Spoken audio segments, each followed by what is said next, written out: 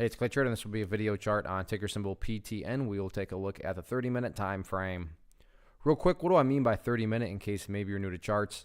Instead of each one of these candlesticks here representing 1 day's worth of price action, which is what you would normally see, each one represents 30 minutes. So while this here may look like several days worth of time, it's actually just today's price action broken down into 30-minute time slices. I like to this time frame. I think it does a good job of telling the quote-unquote story of the price, and then makes mapping out levels of support and resistance a bit easier to see. I've been doing this analysis on a pretty routine basis, so that's where the green and red line annotations are coming from. And after today's price action, definitely some updates here need to be made. So the first thing I'm going to do is a little house cleaning here, get rid of the green line down here. Yes, it still pertains to the chart. It's just not really relevant right now.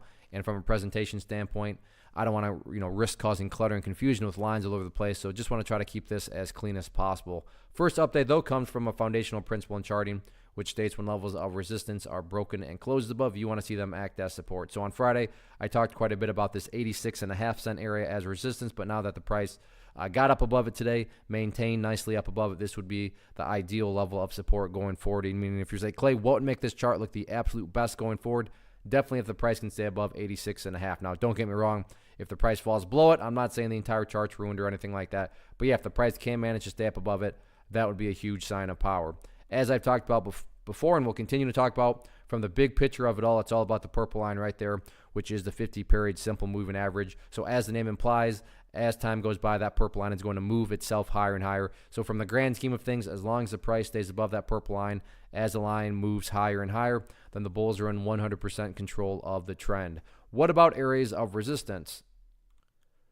Really, the main area of resistance, just because the bulls tried so many times to get up above it, is right here at 89 cents. Yeah, I get it. The price got up there to 90, but that didn't last very long. And then after the price fell back below 89, I'm not going to count the number of instances, but you can see a whole gamut of times here. The price, 1, 2, 3, 4, 5, 6, about 7 times throughout the course of the day, the price tried to get up through 89 cents. So that is definitely where the sellers are currently hanging out at.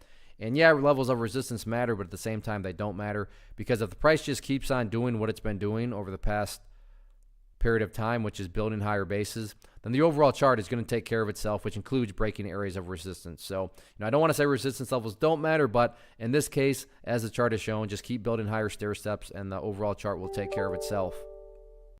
One of the biggest questions I get is, hey Clay, how do you find the stocks that you trade? So what I've done is put together a free resource guide where I talk about the tools that I use to locate stocks that I find interesting and think may have potential. So if that sounds like something that could add value to you as a trader, then click on the image that is up on the screen right now and I will email you the guide. The guide itself is very short and to the point, and best part, it's completely free.